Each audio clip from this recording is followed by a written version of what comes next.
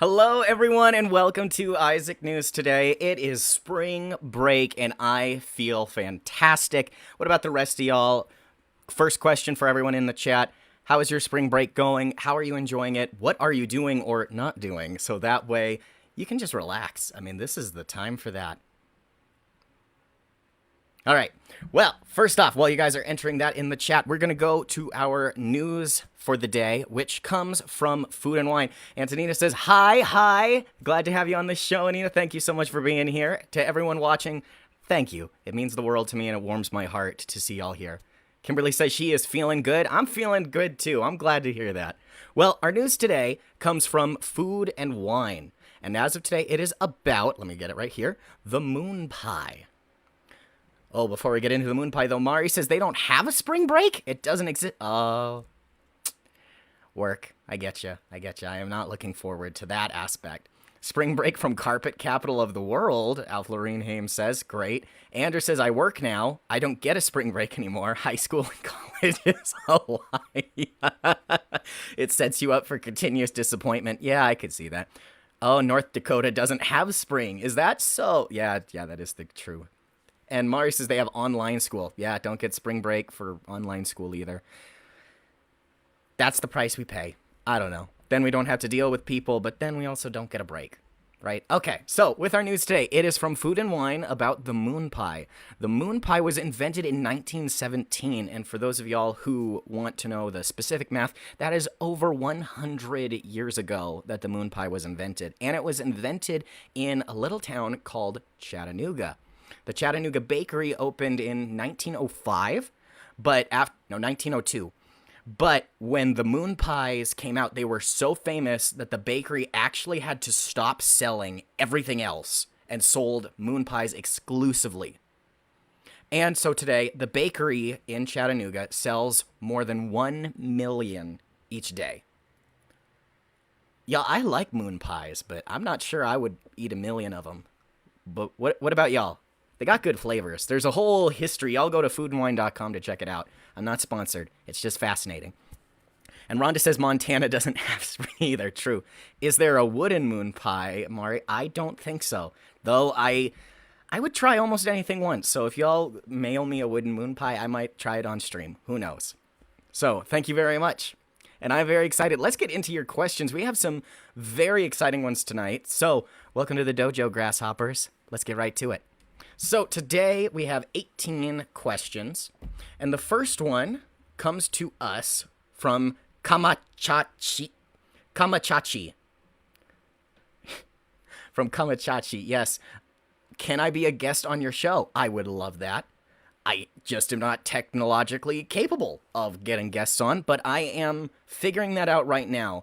It's probably more complicated than it needs to be, but I haven't figured out how to do interviews or duo screens just yet, so I will be working on that next, and I am already having a list of people I want to have on, so thank you for letting me know. Kimberly says she loves moon pies. I love moon pies too. They're delicious. I just haven't eaten that many. I don't know. It does feel like a moon pie. I don't know. And Alf Lorene says El Paso has enough spring for everyone. Ain't that the truth? So from Would You Rather? Would you rather road trip or vacation at a specific location? Would you rather make a smoothie to drink now or put it in the freezer to eat with a spoon later? Would you rather listen to the original Martha Reeves version of Dancing in the Street or the David Bowie / Mick Jagger one? May need help from the audience for that one. I definitely do, because I have not heard the song Dancing in the Street before. So I can't answer the last one because I can, but I wouldn't know which is different. I don't know. I know Mick Jagger. I don't know Martha Reeves. Who would y'all rather listen to Dancing in the Street? David Bowie / Mick Jagger or Martha Reeves? That's a tough question for us all. But for me, I guess I would rather vacation at a specific location. I'm a huge fan of finding where I'm comfortable and then doing as much stuff as I can there. So road trips I like, but sometimes I can get motion sick. What about y'all? Would you rather vacation in a specific place or go on a road trip? With a road trip, you see more. With a specific place, you can relax more and don't have to worry about being in confined spaces. But would you rather make a smoothie to drink now or put it in the freezer to eat with a spoon later? Y'all, I like ice cream, but I can't chew it, so frozen anything is difficult for me. So I would go with a smoothie to drink now, because I have water right here. And if y'all don't know, I'm a Steelers fan, and that is just super fun. Original is always the best, Kimberly. I agree with you. And Al says, did David Bowie invent the knife? I think it's a different David Bowie, but it could be. And Catherine says they'd rather vacation and then smoothie now. Yes. Yo, I want, like, smoothies on the beach in a coconut, and then, like, no one else at the beach except who I want there. I'm selfish like that. Okay, so from Socks, what is your favorite holiday and why? Also, thank you for the previous question. I appreciate it. And Rhonda says, road trip to a specific location, best of both worlds. Jordan says, hey, back at you, Jordan. What is my favorite holiday and why? Christmas. You gotta love Christmas, because Christmas is the one time a year that everyone agrees, or at least actively tries to not be a jerk and actively spread goodwill. And I like to live my whole day or year like it's Christmas, but not everyone else does. They're like, oh, don't be so happy all the time. What is up with that, guys? Seriously. When people are like, oh, don't be so happy. It's like, why do you not want us to be happy and try to be cheering you up? I've never understood that. Oh, but before we move on, Kimberly Marie says, beach is the bomb. Yes, it is the bomb. I do like the beach.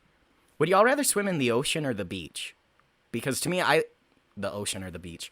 Would you rather swim in a pool or the ocean? I'm kind of a pool guy because I know there aren't any sharks. That wasn't even a would you rather, but seriously, which would y'all rather? And Lorene says, Easter is my favorite. That's true. Anders says, like Buddy the Elf, and your misquote. Oh, gosh, no. We're not getting into that. So from Friend, thank you for being on the show, Friend. Appreciate it. How is school going? School is going well. I'm passing. Better than passing, I'm getting A's. But these are definitely some difficult classes because they're mainly subjective. So if you disagree with what the professor teaches, it's subjective anyway, so you can't really fight. They're being nice, but yes. And Mari says pool because no sand and salt water, not chlorine. Yes, I would go with that. And then Alf says this is your dad, not your mom. LOL. Yes, LOL. From the comments, I could tell it was you, Dad. Welcome. Love the ocean, but prefer to swim in a pool, Catherine says. I agree. I do love the ocean. And Rhonda says she saw Jaws 1, 2, and 3, so she votes for a pool. I agree with that. I just don't want to be eaten by sharks. I would swim with the dolphins. But friend, thank you for asking the question. School is going well. For everyone else who's in school right now and working, how is all of that going for you? And what do you got planned going on? Anders says lake or river over both of them. Really? Okay, I do like the lake and a river. Like, oh gosh, that's pretty fun. I would go to like a hot spring or something like that would be fun. Okay, so from Curious, what is your favorite part of playing Zelda Breath of the Wild? This person knows me if they know I play Zelda Breath of the Wild. Well, thank you, Curious, for asking. Oh gosh, that's like trying to pick apples and oranges, and yet they're both one fruit at the same time. That is Zelda Breath of the Wild. I love the exploration. And I guess that's what I do because the possibilities are endless. You want to fight this one or this one, you could change up the order.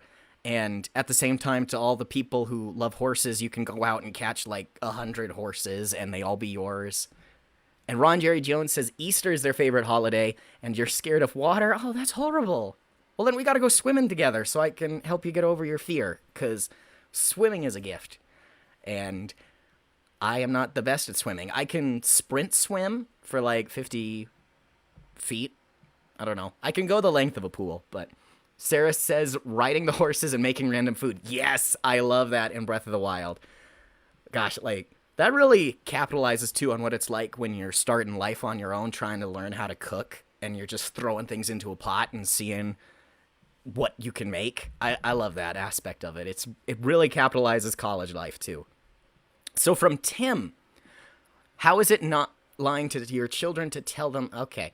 So guys, when it comes to questions like this, it I view it as a private matter for families to decide themselves.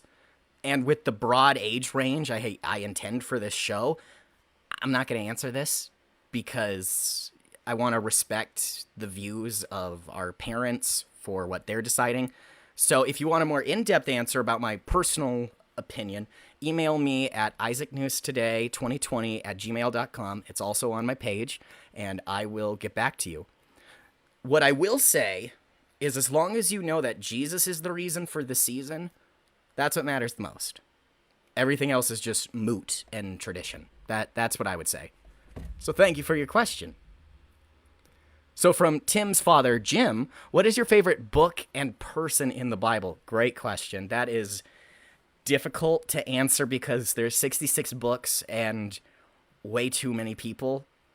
I feel like if you don't say Jesus, you're kind of wrong, but at the same time, I want to pick someone who, I don't know. That's tough. I think I would go with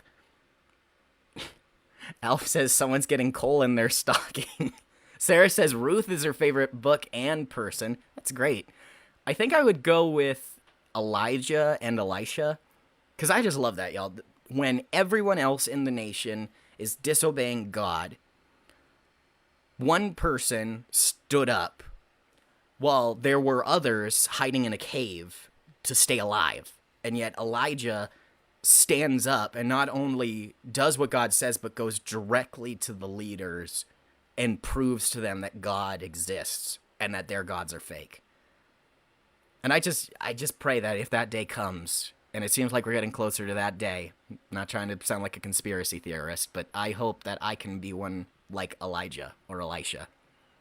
And Mari says Joseph and Esther are her favorites. Yeah, I agree with that. I also like David. Like, David is one of my favorite people because you see the full range of what it's like to be a human in their walk with God. Starting out humble as a shepherd, being turned into an outlaw by corrupt leaders, then being welcomed back a hero, losing his temper, making mistakes, and yet still ending on a good note. And I really like that. It shows the dynamics of a person. And Catherine says she likes Psalms and Proverbs as her books. Yes, those are great. And David is her favorite. Yeah. I think Proverbs is the best book because it can apply to everyone. Like, okay, every book applies to everyone. But, like, for the people who don't want to read the Bible, it's still the most easy to understand and the most applicable to life. You know, like, he who hates correction is stupid. Everyone gets that. You don't have to be a Christian to get that. It's just perfect. Oh, gosh. And Alf says they like Peter, David, and Joshua. Yes, we have just so many good ones. Thank you for your question. And from Kim's grandson, how am I related to Tim? Okay, I think what it is we have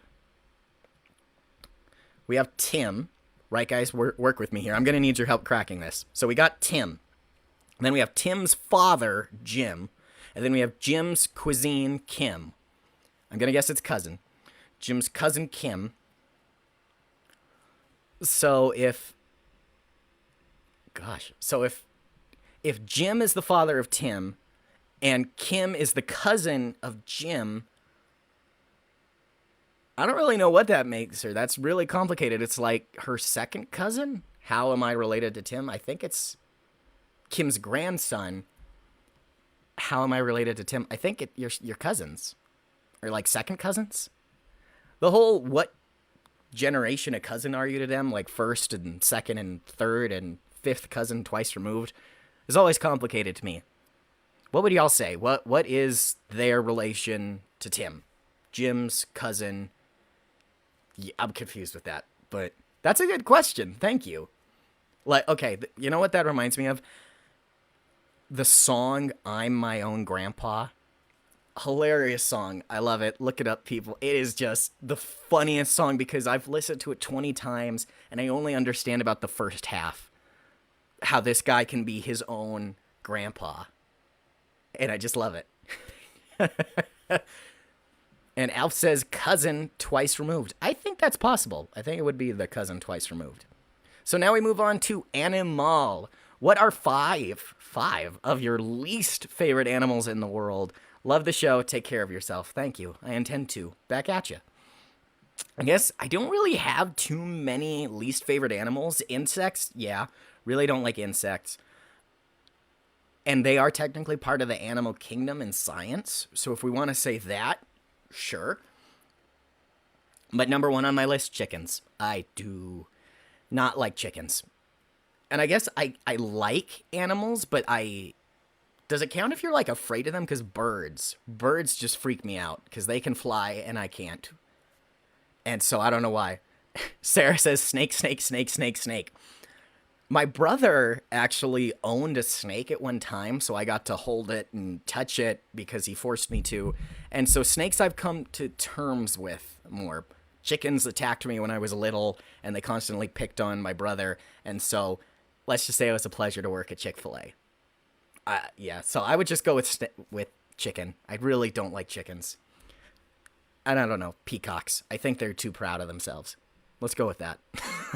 What are y'all's least favorite animals? And while we do that, let's go on to Chris Vector. Have you ever seen a metallic tarantula? It exists. A blue/purple spider that is very endangered. Look him up. Super cool. Still a creepy spider, but cool. Well, see you later. Peace. Rhonda says she agrees with me about birds and mice. Ooh, good.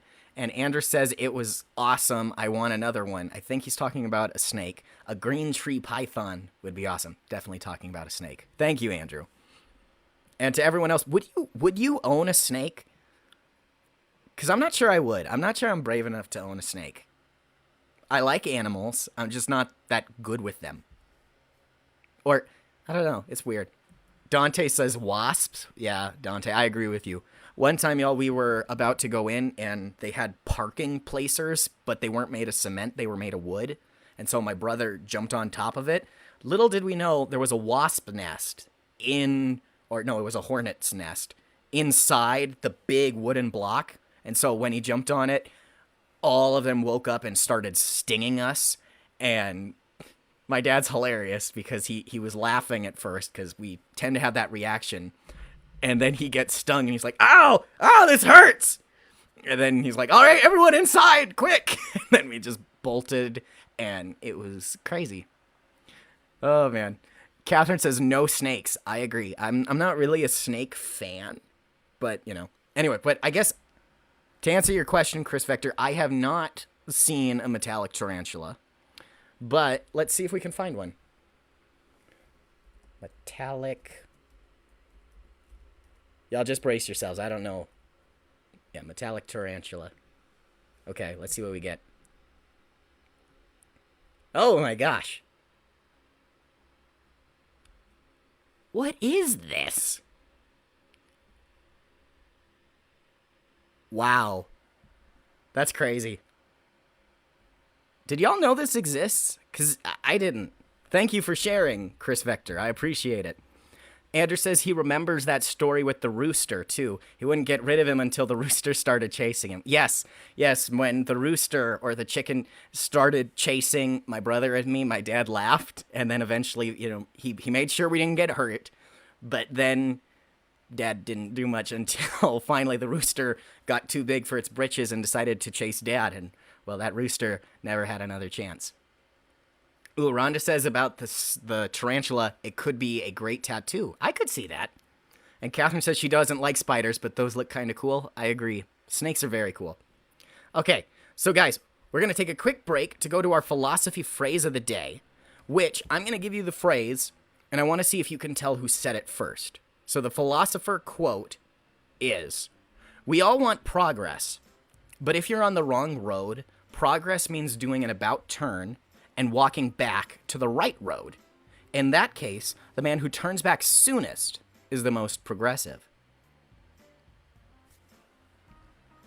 This was a fascinating quote, and I love who said it. Like, he has lots of good quotes.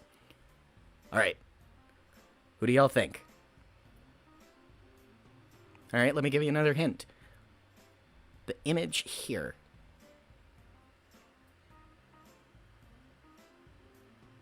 You may know him as the writer of Aslan. Not the... There wasn't a book called Aslan, but, you know. And to any of you who said C.S. Lewis, you would be correct. And Al says, your phrase reminds you of America right now. That's what made me pick it, actually. There's nothing wrong with us wanting progress, but there's a right way to do it. And to be blunt, I don't think we're on it right now. The way we're trying to achieve progress isn't working. Sarah said C.S. Lewis, you got it right. Anders said Napoleon III. Nope. Benedict Arnold. No. Kimberly says C.S. Lewis. Y'all got it right. C.S. Lewis, brilliant. We all want progress, but I think we're on the wrong road. That's just my personal feelings. Thank you for listening. And right now, let's get back to it. So thank you, Chris Vector, for your question. And so, from Mutual of Omaha, love these names, how many types of wombats are there in the world? Answer 3. Well, okay. Not sure why I know this, or why your viewers should care, but hey, only 3 types. Kind of cool. Kind of cool indeed. I did not know there was more than one kind of wombat. Hang on, let's see. I'm going to look up wombat. Wombat. Here we go. Image. There's 3 kinds of these. Who knew? Thank you for sharing. I appreciate that. Okay, and for some reason that makes me want to ask the question, would y'all own a wombat, like if you had the opportunity? I feel like I would for a week. If I could do that, like rent one for a week, I'd do that. Then from People Pleaser, welcome to the show, People Pleaser. I cannot be my true, genuine self because of judgment and expectations. I'm a fish out of water or the ugly duckling compared to everyone around me. When I do, I feel not accepted. Please help. That's tough. I'm not going to lie. There's not... I wish I had a bit more information to go with, like if there was a specific instance, so that way I could help with that. But I guess... Yeah, I mean, I would say email me. So that way we can talk more in depth and it doesn't have to be live and you don't have to reveal who you are. So I guess the main thing I would do is try and figure out, what do you want? How do you want to be treated? I mean, there's lots of ways to go about it. I wish I could be more specific, but this is a little vague. So my best guess is, do you want to be true to yourself or do you want to please people? And oftentimes I'm a people pleaser, but sometimes we got to pick. We're going to be ourselves. But we have to pick, how do we please God? And that's what matters the most. So thank you for your question. I really appreciate it. In regards to the wombats, Sarah says it looks cute. Not sure about owning one, though. Yeah. And Al Florine say, we will pray for people pleaser to find peace. I will too. And then Andrew says, can you convince my wife to let me have a capybara? It's the biggest rodent in the world, about the size of an Australian shepherd or border collie. I think it would be cool, and they are legal to own in the U.S. Oh gosh, that's rough, Andrew. I don't know. You guys know what a capybara looks like. I don't know. I'm in a Google mood. So if you don't know what a capybara is, what the heck? All right. Capybara. Or capybar, I guess. Okay. A capybara is this. I think I'd side with your wife here, man. Like, if you were wanting to own a dolphin, I would fight for you. A capybara, they look like big beavers without the tail. So I'm with your wife on that one. Show a size comparison. Okay, capybara. Size comparison. Fine, Andrew. I will do it. Capybara comparison to dogs. My gosh. Those are huge, man. Why do you want to own that? Well, thank you for sharing that, Andrew. Lorraine says yuck to the capybara, and Alf says wonder what they taste like. I think I'd eat that. What would y'all do? Okay, so from Kronk, Why did Yankee Doodle Dandy call, or Yankee Doodle, call the feather he stuck in his hat macaroni? We're asking the deep questions tonight. Oh, hang on. Before we get to that, Andrew says, well, she won't even consider getting a fox. That's a lot better than a rodent, and they've been domesticated now. A fox isn't a cat or a dog. So, and Andrew, Rhonda says, go to the city and find a rat, and that's the same thing. I guess that could be. But I don't know why Yankee Doodle stuck the feather in his hat in the first place and called it macaroni. There's probably a historical answer there, but I'm just going to say it's because he's crazy. Thank you for your question. To any of y'all who know the deep answer, I'll do some research later, but that is what I have for you. Thank you for your asking. So from Hello Darkness, my old friend. All right, that's a good name. I like it. Thank you. So what is the coolest thing you have ever experienced?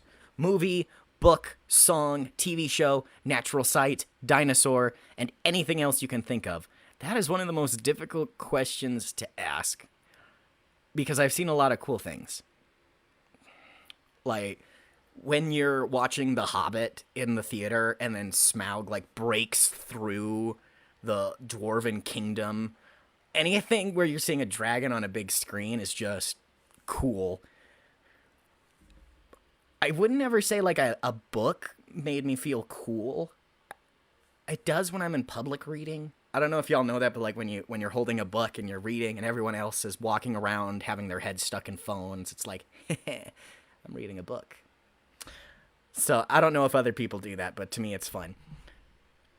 And yeah, I mean, we went to, okay, I guess one of the coolest things, we went to the reptile gardens in South Dakota, and they had the crocodile that was in the 007 movies, like the one that they used in the films. And he was humongous. And I just loved it. It was so cool. We saw a bunch of reptiles, and I think reptiles are the definition of cool and or gross, depending on your perspective. But to me, they're cool. So, yeah. That's what I would say. What would y'all say is the coolest thing you have ever experienced? Or I guess if we're talking about temperature, my brother and I, on a dare, we dared ourselves, got into our swim trunks when it was minus 32 degrees in Montana, and we hooked up an inner tube to a four-wheeler and then just drove around, and then my brother pushed me into the snow when we were driving at full speed, and it was very cold. So that was very cool, I guess, if we want to go by that. Hang on, Andrew's saying, in regards to the macaroni, because the young British men would go to Italy on their spring break type of trips, and then they would come back calling things they thought were cool macaroni because it was a fun Italian word. Seriously, not a joke. That's fascinating. I could see that. Especially when you're learning another language, you find one word you like, and then you'll just say it all the time. Like, when we lived in Germany, that word was danke and bitte, which is just thank you and please. And we just say that all the time now, even though we've been back for like 7 years, I think. It's crazy. So thank you for your question. So from Galaxy, they are asking, the guy I like found out that I liked him about a month ago. I don't know what to do. I don't know what he thinks or feels, and I don't know how to bring up the topic.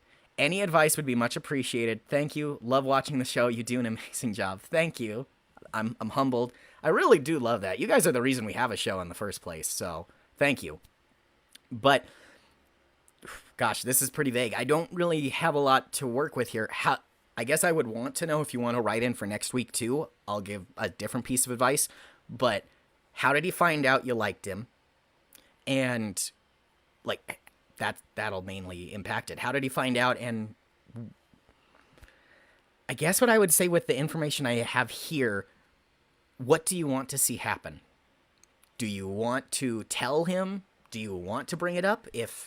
Because if you bring it up, there's a chance he may not feel the same way. There's a chance he might. Do you want to risk it? Do you enjoy the fantasy you have in your head about what you could be doing? Or,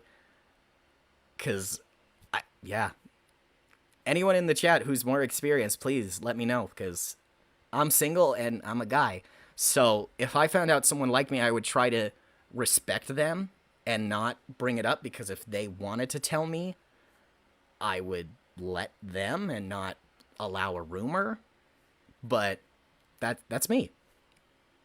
So I hope that helps, Galaxy. Please feel free to write another one in for this week, next week, email me, and I'll be happy to give more advice. And yes, Alf makes a good point. Age is a main factor. That really does matter. Where are you in life? Are you in high school? Are you 10? Are you in college? First job? Who is this guy? Why do you like him? There's a lot more information I could use. That way I could be more specific. But as of right now, I guess I would say ask the people you trust the most about what you could do, because they're probably closer to the situation than I am. So, and especially if you're under 21, that's a big thing, because as a minor, there's so many other rules. So definitely check in with your parents and your most trusted friends. And in regards to cool, Mari says she helped a goat give birth in El Salvador, saved a cat from a water tank in Malawi, ziplining in Catalina, naming a baby girl in Liberia who wasn't even mine, and sharing the story of Esther. The coolest thing is sharing the gospel, whether here in the USA or other countries. That is pretty flippin' cool, Mari. Thank you for sharing. So, oh, and Alf says, I was in Liberia also. That is true. It was pretty cool. So from even more riddles, they are asking what has 1,000 legs and can't walk. Wow. Well, it's not a centipede. I don't... Well, because a centipede has that... Millipede? No.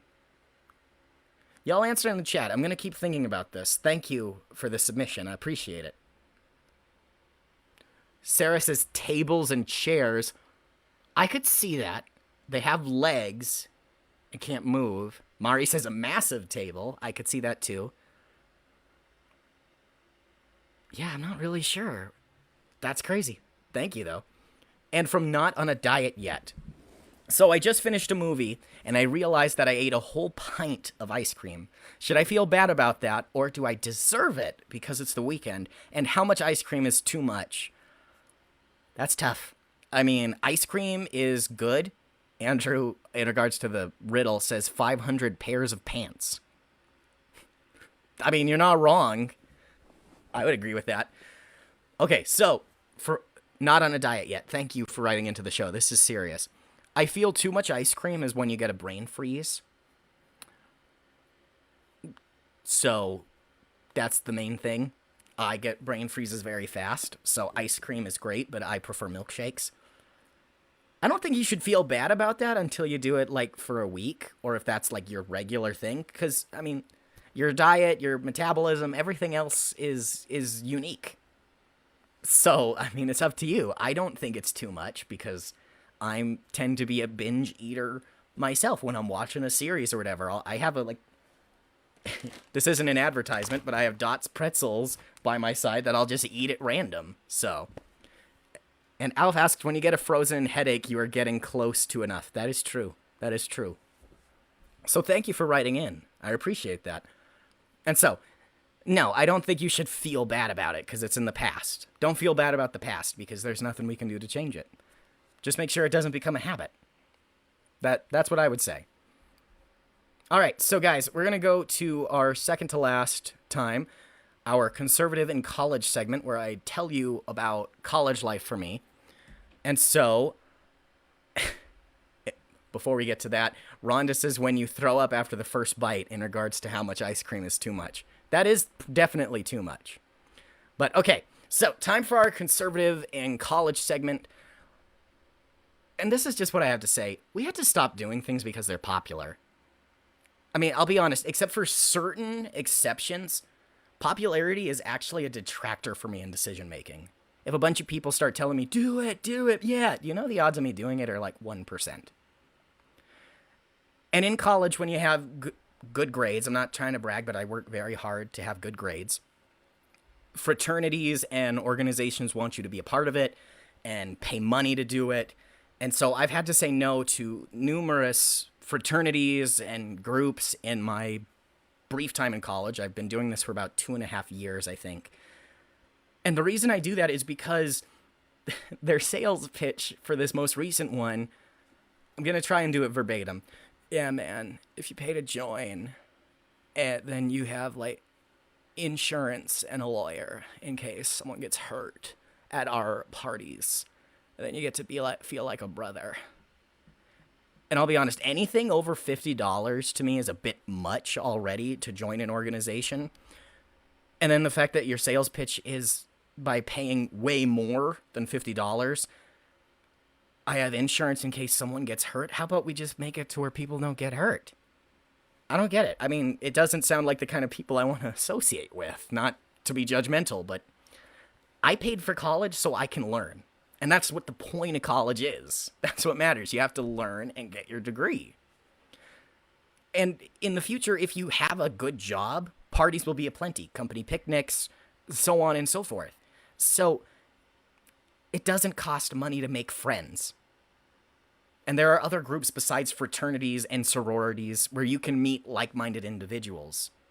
So to everyone there who might be upset at not being in one, hold your head up high and strive to be the best you. This isn't me condemning fraternities. I joined a group when I was in Georgia Southern University, and that was a great group. And now at my current college, I haven't met a group that holds the same standard. I've met lots of people who do, just not in one particular group. So get out there. And lastly, for my closing thoughts today, we have to stop comparing ourselves. I struggle with this a lot because when we choose what our journey is going to be, we have the beginning and our end vision.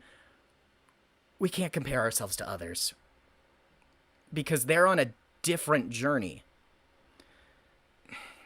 If their destination and goals are easier or closer, they will get there first. And that's okay.